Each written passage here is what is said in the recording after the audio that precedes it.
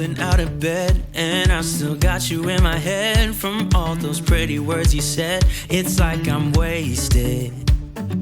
every time I see you. 今回は真夏でも使える大容量のトートバッグを紹介していきます。はい、こちらですね、イーラのバックロゴビッグトートバッグになります。本当に無添加というかオーガニックでシンプルな作りになっておりまして、トートバッグについてイメージしてくれって言われた時に、思わず頭の中で思い浮かびそうな、それぐらい概念的な形に近いトートバッグなんちゃうかなと思うんですけれども、同時にですね、意外とそういう完全にミニマルに振り切ったトートバッグってうまく見つからないと思っていて、これはそういう意味でドンピシャなアイテムになりますね。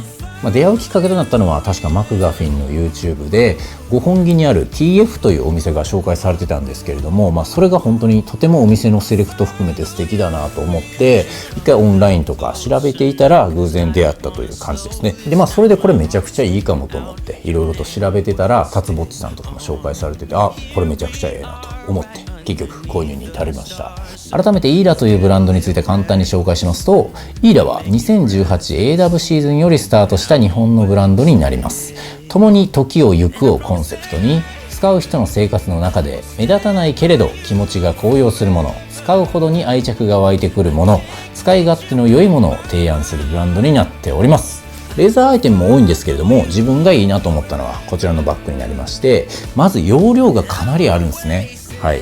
縦33センチ、横43センチ、そしてマチが27センチということで、だいたいフルフルで物を入れようとすると40リットルぐらいの容量になります。はい、今このねバッグの形がちょっと分かりやすく出るように仮にパーカーを1着だけ入れてるんですけれども、それでもまだこんだけ余裕があるという風な形で、はい、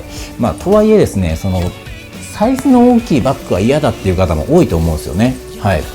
ただですね、その認識にはサイズが大きくなると重くなるっていう、無意識の常識が働いている気がしていて、これについて言うとですね、サイズが大きくてもめちゃくちゃ軽いんですよね。はい、なので重さは気にせずに大は小を兼ねるぐらいの精神で使えてしまうアイテムになっております。でちなみにこれがもう一つ特徴的なディテールかと思うんですけれども、肩掛け用と手持ち用にストラップというかハンドルが2種類ついているので、そこまで物をたくさん入れない場合は全体を絞りながらこういう風なね手持ちの方で使ってあげると、やっぱりそれほどスタイリングに干渉してくることはなく、めちゃくちゃね使い勝手のいいアイテムなんちゃうかなと思っております。質感もですね、よく見ていただくとヘリンボーン織りになってまして、おかげさまで厚みも張り感もあって、さらにはシワもつきにくいという非常に使いやすいアイテムになっております。キャンバストートバッグの名作というとやっぱり LL ビーンとかが上がってくると思うんですけれども、色の切り替えであったりとかバックボーン的な部分でどうもアイテム自体の方向性が明確すぎる気がしていて、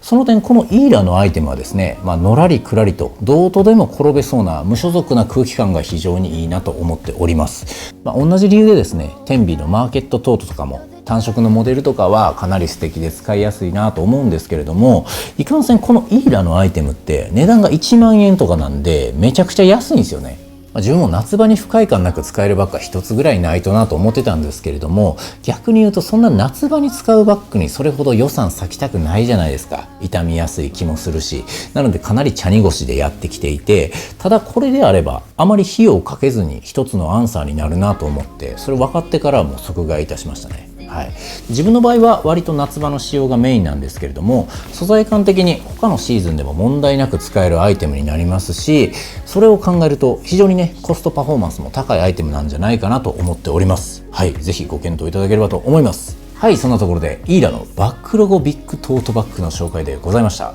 もしねこの動画参考になったとか気に入ったという方いらっしゃれば、ぜひいいねであったりコメントであったりいただけますと幸いでございますので、よろしくお願いいたします。またこのチャンネルはですね、ディスカバリーチャンネルのような形で名作アイテムについて少し変わったテイストで紹介しておりますので、よろしければぜひ他の動画もご覧いただければと思います。はい、それではご視聴くださり誠にありがとうございました。